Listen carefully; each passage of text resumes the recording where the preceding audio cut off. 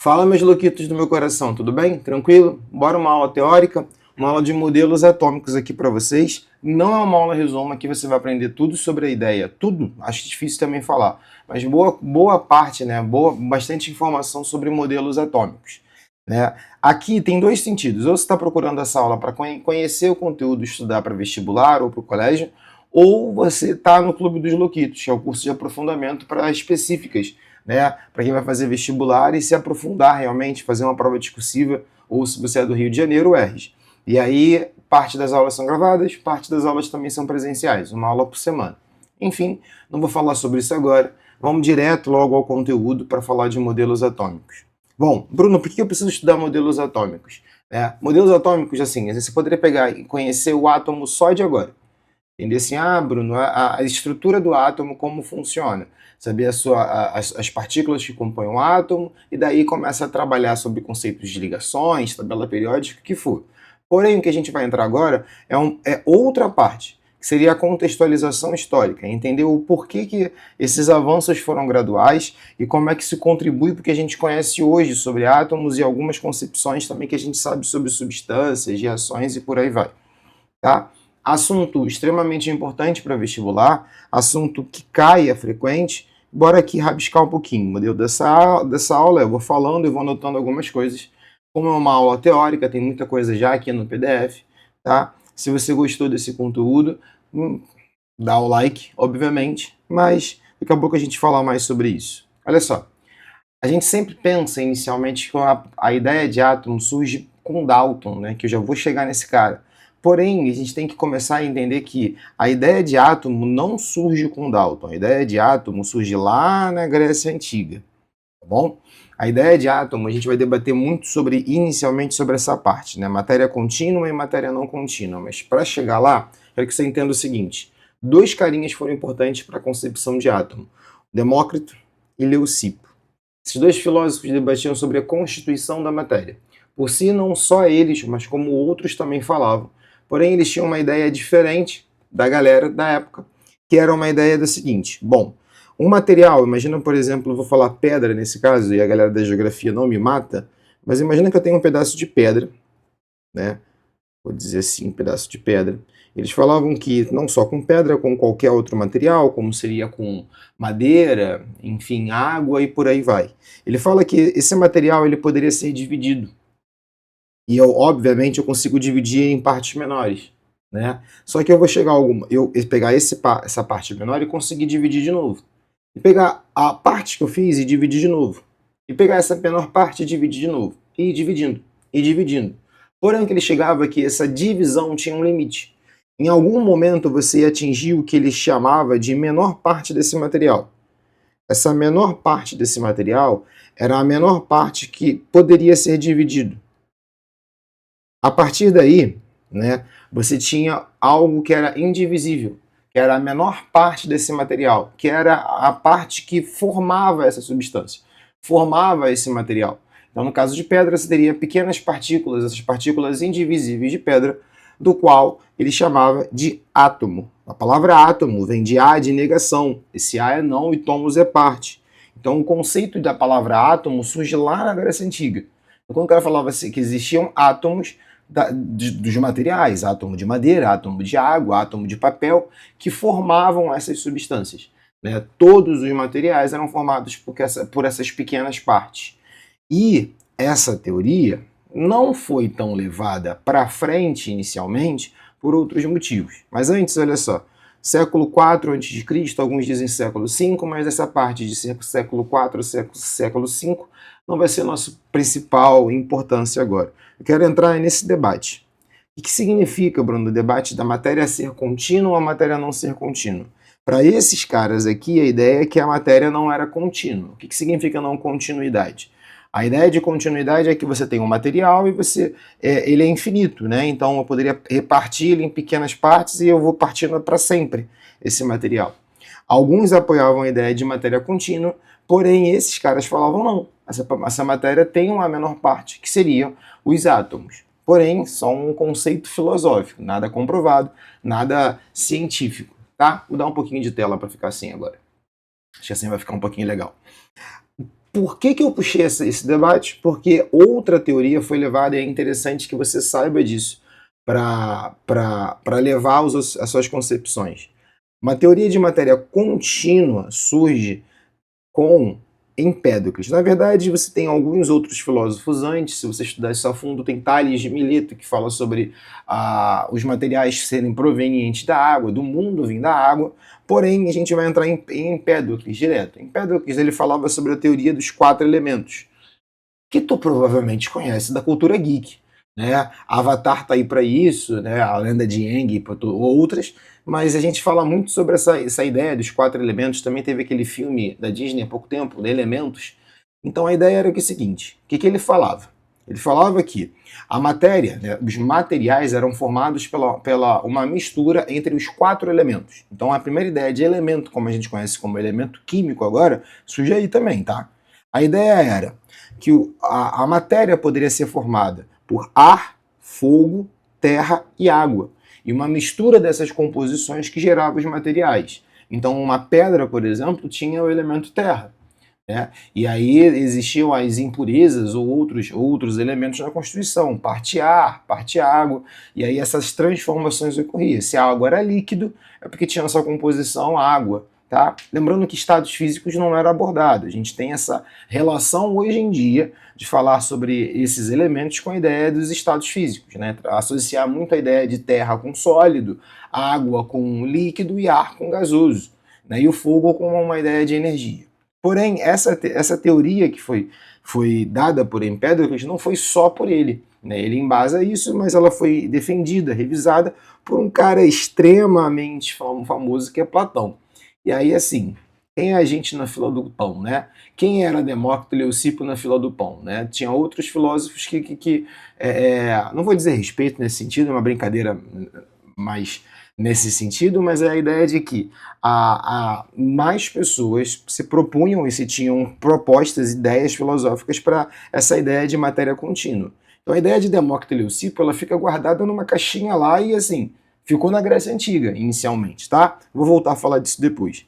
Porque vem o nosso cara chamado Aristóteles também, que conjuga essa ideia, né? Ele melhora essa ideia falando sobre as sensações. Tem um outro termo específico para isso, mas vamos deixar aqui por enquanto como sensações. Era a ideia o quê? Que ainda tinha a mistura desses elementos. Quando você falava que água e terra gerava o frio, assim como fogo e ar geravam algo ser quente, ou a sensação quente, né? Assim como existiria a sensação úmido, que é de água e ar, e a sensação seco, que é de terra e fogo. Tu repara nos opostos? Olha que interessante. Ele debatia que não tinha essa sensação formada de água e fogo, não, eram elementos opostos. Tanto que a simbologia já dada é uma simbologia diferente, né? Tu vê que é invertida do fogo e da água, assim como da terra e do ar, né? E aí, então, que a gente começa a trabalhar essa ideia de elementos. Bom, essa ideia da Grécia Antiga, ela continua sendo estudada, ela continua sendo aplicada, e aí vem o longo período de alquimia. Veja bem, essa não é uma aula de história de ciências completa, então eu não vou abordar todo o impacto importante que foi Vou voltar para cá. Todo o impacto importante que foi a alquimia. Tá? A alquimia é bastante importante para muita coisa que a gente vai trabalhar. Tudo não, né? Mas boa parte dos elementos foram descobertos nessa grande época. Se você pensar que é uma grande época, porque é de 300 a.C. até 1500, vamos dizer assim, aproximadamente. Muito tempo se passa e a gente começa a desenvolver essas ideias sobre substâncias, materiais, reações, proporções, transformações, criação de novos materiais, e aí a gente tem algumas coisas acontecendo. Porém, todas essas ideias ainda se baseavam na ideia da teoria dos 4 elementos. Né? Depois você conhece outros elementos, se descobre o ferro, não que você não já conhecia, mas classifica ele como um elemento, o fósforo e por aí vai, mas todos eles se partiam que era a composição desses elementos que se misturavam para formar as substâncias. A alquimia não é química, tá? A alquimia ela é um misto de ciência com misticismo, religião e mais outras. Então, assim, existem várias descobertas que são atribuídas à ideia de alquimia, mas a alquimia não é a química por si só. Antes de entrar em modelos atômicos, ainda tem mais uma coisa importante, diria que é uma das mais importantes para começar modelos atômicos, que é as leis ponderais. Provavelmente, não só comigo, né, se você estiver no meu curso de aprofundamento, ou se você estiver estudando essa matéria, por exemplo, primeiro ano você vê isso bem depois, geralmente. Alguns lugares você vê leis ponderais antes. Essa não é uma aula para eu debater sobre as aulas ponderais, sobre as leis ponderais. Eu vou falar só um pouquinho e em algum momento até eu mesmo devo gravar algum vídeo da relação direta de leis ponderais com o modelo de Dalton. É maravilhoso, por sinal. Mas o que são essas leis ponderais? Esses dois caras, e um deles é o até considerado pai da química, Antoine Lavoisier, dois franceses, por sinal, eles começam a debater sobre a importância das relações mássicas nas transformações. Né? Leis ponderais têm a ver com leis de peso, né? Ponderar suas palavras é pesar suas palavras. Né? Então, leis ponderais é quando ele começava a relacionar massas. Aí tem uma frase que a gente alega muito isso a Lavoisier, mas é pós-Lavoisier, Lavoisier nunca falou isso, que é a natureza nada se cria, nada se destrói, tudo se transforma. Essa ideia, se você for trabalhá-la cientificamente, é a proposta de que não é que a matéria some, não é que a matéria é criada, na verdade ela é transformada. Então, a gente diz que o material foi formado porque, na verdade, ele reagiu e, a partir da sua organização, criou algo novo. Porém, ele não tinha essa ideia toda também não, tá? A ideia, o experimento dele era trabalhar com sistemas fechados. Então, Lavoisier foi muito conhecido por experimentos em praça pública, então em demonstração, em quantificação e organização dos seus experimentos. Então, imagina que eu tenho, cliquei uma coisa errada aqui. Vamos lá, fechar isso aqui. Imagina que eu tenho um ambiente fechado, então a ideia é que, se num ambiente fechado eu faço uma reação, a massa total não vai variar. O que significa isso? Não se cria substância do nada, não se some com substância do nada. Então tinha muito esse debate, como por exemplo, se eu pegasse o carbono, que é o carvão, por exemplo, e queimo, ele some. Mas não é porque ele some, é porque se eu queimo, ele entra em combustão. Né? Se entra em combustão, carbono mais O2 forma o que a gente conhece como CO2. CO2 é gasoso, então você não consegue pesar um gás de uma forma prática, não num ambiente aberto. Então, se você pensasse que eu tinha uma massa antes e deixo de ter essa massa num ambiente aberto, isso era um pouco de misticismo. Então, quando ele começa a propor esses mesmos experimentos, mas em ambiente fechado, ele percebe que a massa não muda. E aí, se a massa não muda, ele fala, olha, as substâncias podem ser destruídas ou serem formadas, porém a massa total desses materiais não é mudada. Posso formar uma nova substância, mas essa nova substância não tem a massa mudada. Tá? Vou te falar uma das consequências que a gente usa até hoje. A gente usa a Lavoisier para falar principalmente uma coisa que se estuda mais à frente, que é balanceamento, toda a estrutura de reação, né? Balanceamento. O balanceamento de reações provém dessa ideia, tá? Mas vamos lá, mais uma vez, eu vou entrar em Lavoisier mais tarde, em outro momento, em outra aula. Se você gostou, já deixa aqui nos comentários que tu quer essa aula também, né? Aproveita para fazer um engajamento.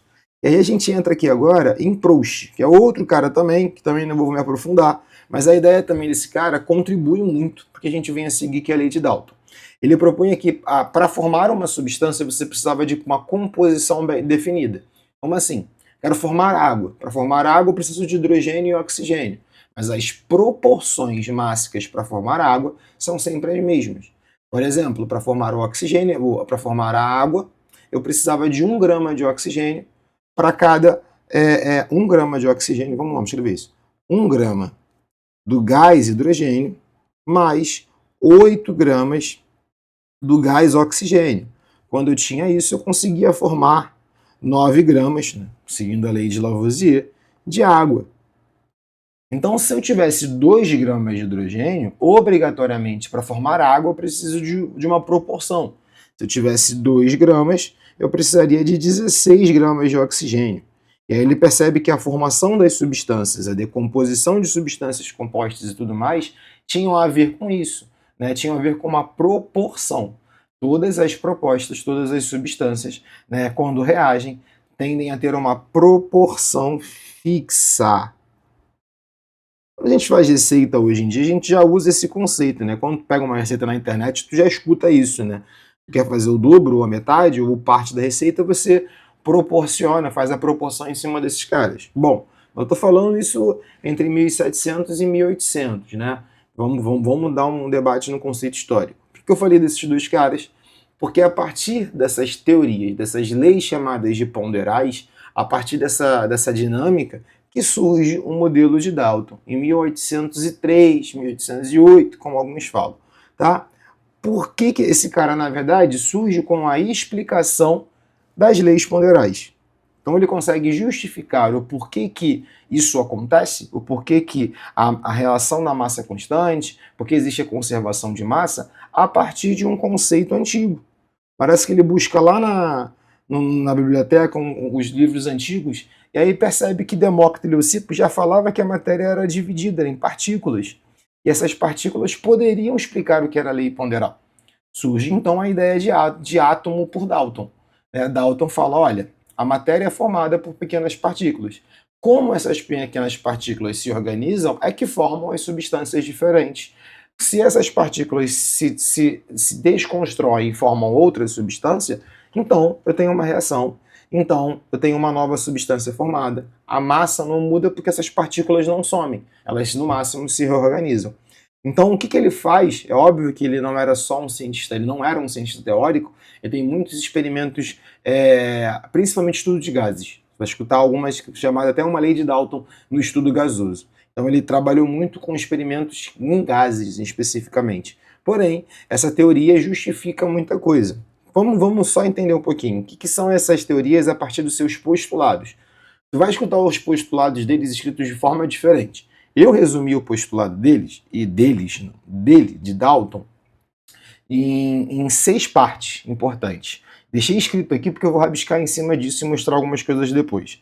Tu precisa gravar quais são os postulados dele, anotar isso direitinho. Se tu estiver estudando e quiser fazer um resumo, até legal. Tudo bem? Agora, não precisa ficar gravando, tu tem que entender, porque você vai escutar eles às vezes com 4 postulados, quando você condensa as informações. Aqui é só para entender as ideias que ele propunha na sua fala. A primeira coisa que ele fala é essa ideia do que era átomo para ele. Bom, átomo era a menor parte dos materiais para ele. E aí ele chamava de átomos como as pequenas partículas que formavam o material eram esferas. Esferas maciças, ou seja, densas em massa, né, indivisíveis, para a menor parte, e indestrutíveis. Se tu quiser fazer uma relação com o que a gente tem hoje em dia, boa parte disso já não faz mais sentido, né? A gente sabe que pode destruir átomos e átomos são divisíveis. Mas a ideia é que a matéria não se destrói, né? A matéria não se destrói porque ela se reconfigura.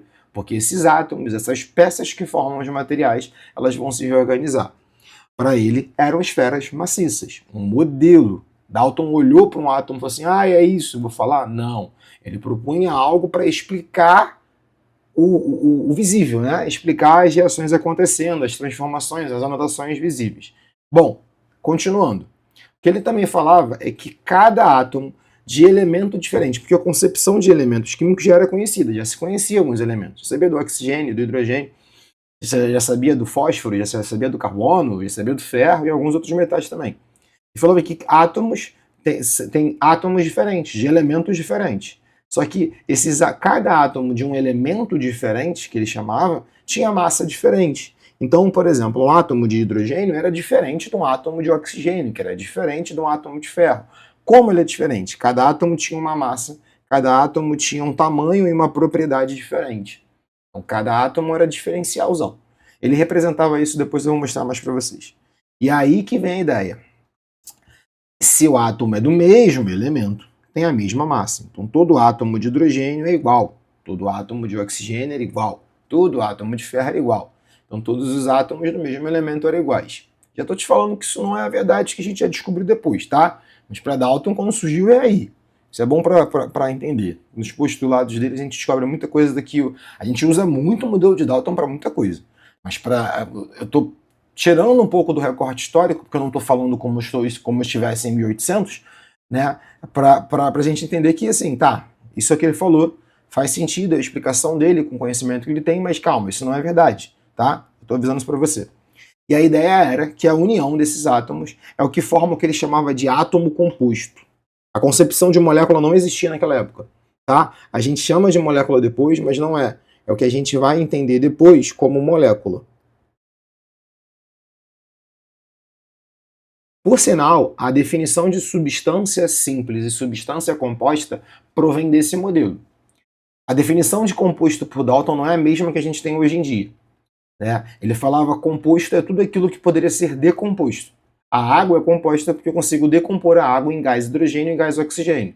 O gás hidrogênio não poderia decompor mais. Ele é o gás que é o simples, né? E as substâncias simples seriam aquelas que seriam os elementos para ele. E as substâncias compostas, os famosos átomos compostos por Dalton, seriam as moléculas, seriam os conjuntos que se agrupam, tá? Então, átomos compostos têm massas iguais. Então, assim, todo átomo de água, toda molécula de água é igual, tá bom? Beleza? E aí, por último, o que é o melhor, é o que configura o que a gente conhece hoje como reação. Outra aqui, ó. Reação química. É o que a gente configura hoje como reação. É a ideia. Átomos de elementos diferentes se combinam. E essa combinação entre eles é a proporção inteira, né? Eu vou dizer reação, mas eu não vou nem colocar como reação aqui não, porque não é especificamente reação. É que é o que a gente diz como fórmula.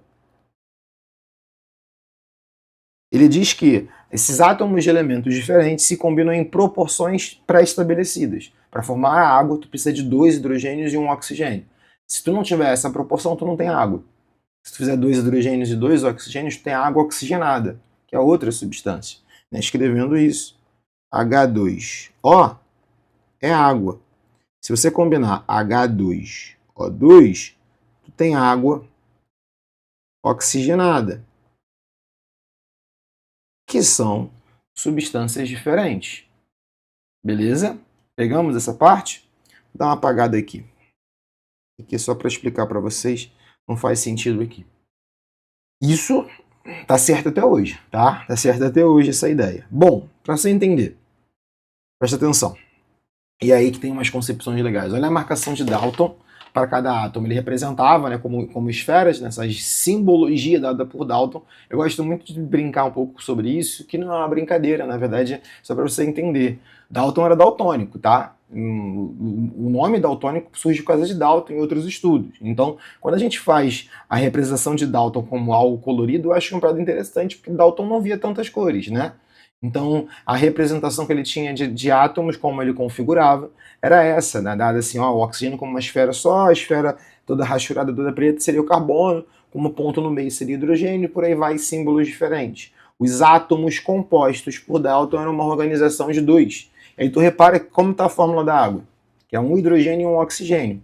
Inicialmente, Dalton até mesmo depois percebe isso depois, tá? Ele mesmo já corrige isso em estudos futuros. Mas para Dalton, quando lançou os postulados, o modelo de átomo composto de água, ele considerava que era um hidrogênio para um oxigênio.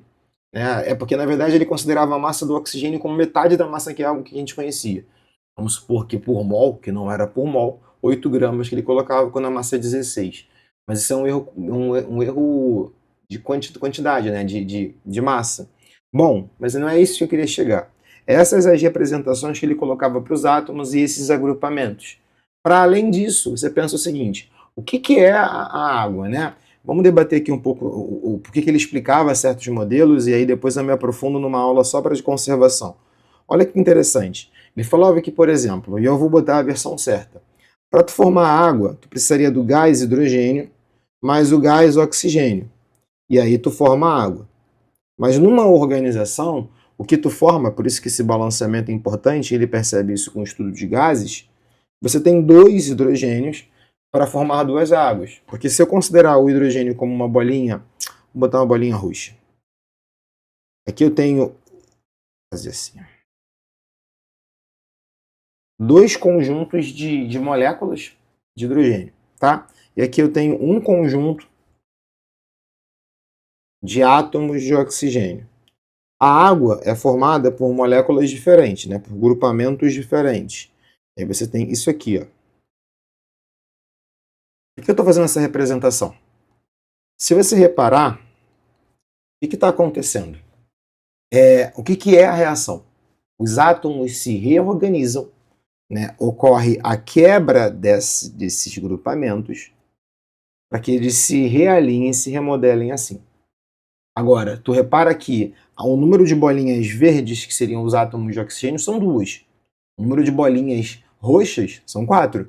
Os átomos não sumiram, eles se reorganizaram para formar uma nova substância.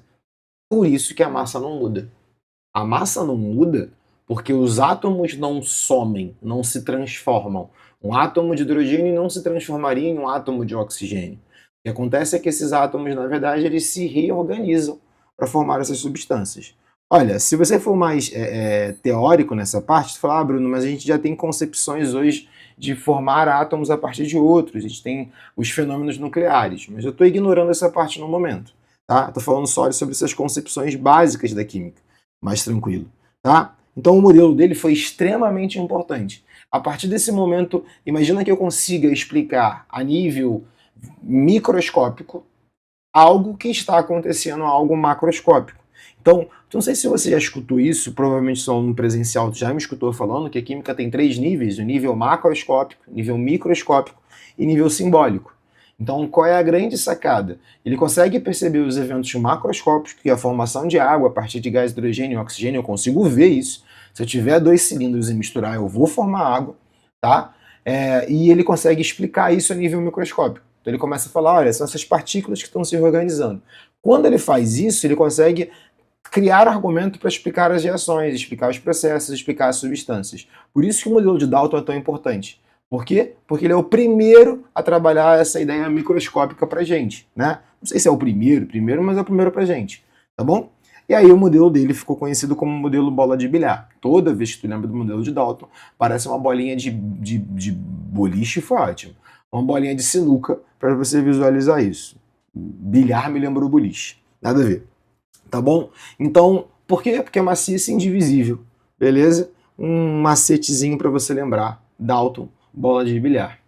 Porém, o modelo de Dalton não explica tudo. O modelo de Dalton ele é bastante importante, bastante interessante, mas não é com a concepção que a gente tem de átomo hoje em dia. A gente fala o seguinte, isso é importante que você saiba. Sempre de um modelo para o outro tem uma mudança. E o que tem essa mudança? Essa mudança ela surge na ideia de que esse modelo não explica todos os fenômenos. Um dos fenômenos que já se conhecia há muito tempo atrás e não se explicava era o fenômeno de eletricidade, ou o fenômeno de eletrização. Para Dalton, era uma esfera maciça neutra. E como é que eu explico que existem materiais que atraem, outros que repelem, se repelem? Como é que eu explico que por atrito eu consigo fazer um material ser atraído por outro? E aí que surge o modelo que a gente vai conhecer como modelo de Thomson. O modelo de Thomson já é um pouco mais à frente. Se passam quase 100 anos. Né? Já tinha uma aceitação do modelo de Dalton, porém, Thomson, a figura dele não estava tão legal. De vez em quando eu estou passando para lá e para cá, por via de explicação agora teórica não, né? Técnica, eu queria falar, era isso. Às vezes fica um pouco embaçado, eu só vou dar uma esticada ajeitada. É o método que eu uso para espelhar o tablet. Tá? Voltando para a aula, olha só. O modelo de Thomson, ele surge a partir de um experimento. Por sinal, isso é importante agora a nível também de vestibular. 2 experimentos são muito importantes em modelos atômicos. Um é o que precede o modelo de Thomson e o outro é o que precede o modelo de Rutherford. São bastante abordados. Por quê? Porque é a partir desses modelos que tem as novas observações, as descobertas, para chegar até a concepção. Thomson não surge o modelo de nada. Na verdade, antes de falar sobre o modelo de Thomson especificamente, antes de falar sobre esse cara aqui, a gente tem que falar sobre a descoberta do elétron. O que vem a ser a descoberta de elétron? Já existiam uns equipamentos chamados ampola, que aí depois foi conhecida como ampola de Crookes, que era uma ideia.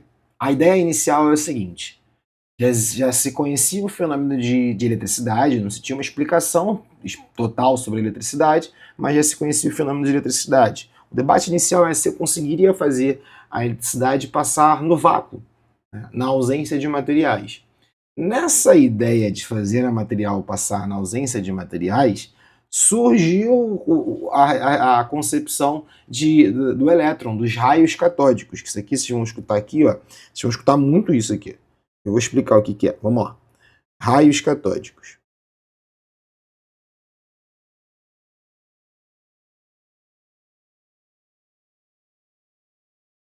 Imagina que você tem uma ampola A ampola é um frasco de vidro.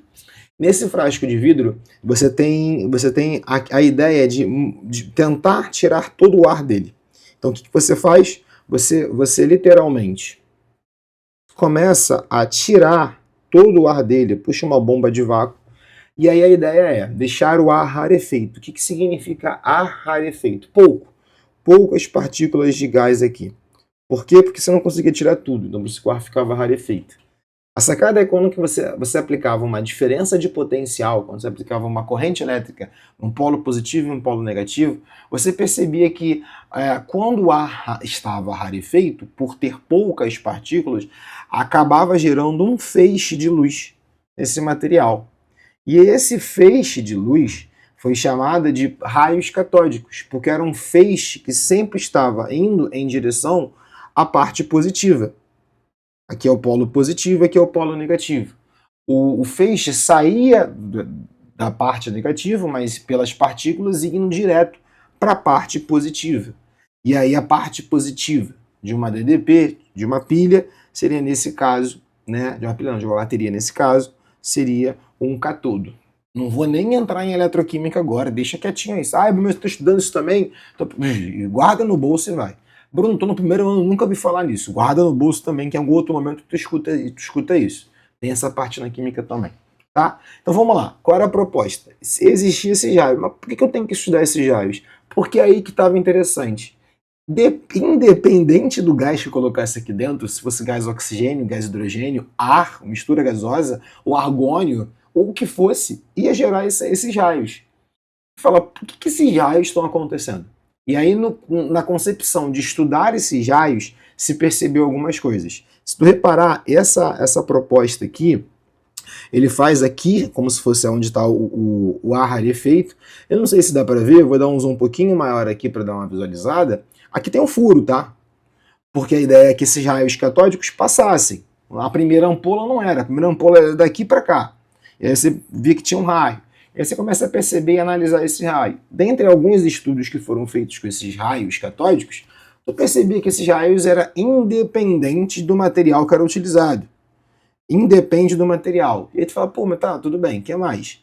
Outra coisa, esses raios, né, primeiro, eles possuíam carga, então se eu colocasse um polo positivo e outro negativo menor, né, mas na saída desse raio, você vai que ele está desviado pela parte positiva, então significa que tem carga negativa. E o principal, que não está nessa imagem, mas possui massa. Eu falo para esses raios catódicos é algo que tem massa, que está saindo quando eu faço diferença de eletricidade no material. O que são esses raios catódicos? Como é que ele descobre que tem massa? Porque ele conseguia mover, se eu botasse um metal fino nesse material, ele conseguia mover esse material, né? Ou passar para um lado, então se percebeu que tinha uma massa. Essa ideia é o que conjunta e percebe que isso é uma parte que está em todos os átomos. Como é que existe algo que está existente em todos os átomos que tem massa negativa? É daí que surge a concepção para explicar de elétron. Ele percebia que o que ele estava fazendo aqui, quando ele dava uma alta diferença de potencial, gerando carga positiva e negativa, o que fazia que todos os elétrons de um átomo eram arrancados em direção à parte positiva. A atração do polo positivo era tão grande que todos os elétrons eram expulsos de um átomo para a outra parte. E só que, como não se conhecia a concepção, se chamou isso de raios catódicos. Né? Raios catódicos a gente vai entender que foram os elétrons. A explicação de elétrons ela surge um pouquinho mais além disso. Né? Outros cientistas mais envolvidos também com Crookes e Thomson conseguem determinar o que a gente chama de relação carga-massa.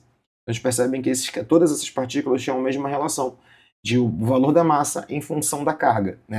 Tinha mais massa porque tinha mais partículas, mas ao mesmo tempo a carga era associada a isso. Quando você consegue relacionar a carga-massa, o raio catódico é a carga-massa do elétron, que ele descobre. E aí então ele percebe que todos os materiais têm esses elétrons. E que ele fala, Dalton estava errado. Dalton não falava que a matéria era indivisível. Eu acabei de descobrir que existe parte dentro de um átomo. Então ele propunha um novo modelo, que é um modelo de Thomson. Primeira coisa, o átomo não é maciço, isso é importante, tá? Esse debate de ser maciço ou não ficou muito contraditório, é o que dá a ideia ao modelo de Rutherford, tá? Mas a ideia do átomo não ser maciço foi a primeira coisa. O átomo não é uma massa densa, como ele falava especificamente, né? Ele tem mas ele tem, aí também errou. Errou que eu falo pra gente agora, tá? Errou, falou assim, eu não tava lá em 1800 1800 e quanto? Vamos ver. 1800 aqui não tem, mas é 1890, 1800, quase final de 1800, falam assim, tá errado o teu modelo. Não, tô falando a partir das concepções que a gente tem agora. Ele propunha também a densidade uniforme, mas não era uma esfera maciça assim como o Dalton falou. Então átomos até eram maiores, classificando assim. Porém, aí que está a sacada, o átomo é divisível. O átomo é neutro, assim como o Dalton falou. Só que o átomo é neutro porque, na verdade, ele tem dois tipos de conjunto de partículas, né? Primeiro são os elétrons, que são essas pequenas partículas que estão ao redor e dentro, incrustadas no átomo, e essa massa que está ao redor, que dá a massa do átomo, né, a densidade em toda, é uma massa positiva. É uma massa positiva com os elétrons ao redor. Então, quando os raios catódicos são explicados, porque os elétrons se deslocavam de um átomo para o outro. Então, aí você consegue também determinar a ideia de cátion e ânion. Os fenômenos de atrito acabam eletrizando o material porque transferem elétrons de um átomo para o outro. Então, ó, o átomo é eletricamente neutro, mas possui carga negativa. Parece que tem carga negativa porque o átomo é uma massa positiva cheia de partículas negativas. Tá? Esses elétrons, isso é importante, são distribuídos de forma homogênea dentro de uma grande região de carga positiva. A carga positiva está aqui e os elétrons são essas partículas pequenininhas. O modelo dele ficou conhecido como pudim de passas, só que eu sempre falo muito sobre isso em sala. Gente, olha só, calma aí. Pudim de passas não é o pudim de ameixa que tu come no Natal, não, tá? É aquele que tem a calda de ameixa em cima. O pudim de passas, vou voltar para cá para essa imagem ficar melhor. O pudim de passas em inglês é na massa do pudim que se mistura passas para adocicar. Então imagina uma massa de pão, por isso que a gente falava que não era maciço, onde você tinha cheio de passas ao redor. Lembra nosso panetone? Você que provavelmente não gosta de panetone, no máximo gosta de um chocotone, mas vou lembrar do panetone com frutas cristalizadas. A massa de pão cheia de frutas cristalizadas. Algumas ficam dentro, outras ficam mais ao redor, né? E aí você consegue tirar as frutas cristalizadas que estão mais assim. Se você quiser tirar todas, você tem que desmontar todo o panetone. Tá? Essa é a ideia do modelo dele, que consegue explicar a eletrização. E aí vem a ideia de íons, vem a ideia de carga positiva e o átomo agora é divisível. Beleza? Tá gostando dessa história? Eu vou dar uma pausa. O que eu vou fazer? Essa é a parte 1 da aula, onde eu falo sobre o átomo, né? O átomo, que a gente chama de átomo pré-nuclear, né? Os modelos que surgem até aí. Na parte 2 eu falo mais sobre o modelo de Rutherford e os outros modelos. Vou parar também para beber uma água, vou gravar essa vídeo com a mesma roupa, não é outro dia, não é outra aula, mas já são 38 minutos de vídeo, acho melhor dar uma pausa para botar a outra parte. Beleza? Se tu gostou dessa explicação, fica para a parte 2 para tu pegar mais, tá? Se tu gostou, presta atenção, não faço isso normalmente. Pode mandar mensagem lá no Instagram pedindo o PDF desse material que eu mando pro teu e-mail, obviamente, né? Que no Instagram não dá para mandar PDF. Aí eu mando esses rabiscos, se você quiser também não rabiscado, pode mandar mensagem lá. Aproveita para me seguir também. E se tu quer saber mais sobre o Clube de Aprofundamento, só mandar mensagem lá que lá estão todos os meus projetos. Até a parte 2. Beijos!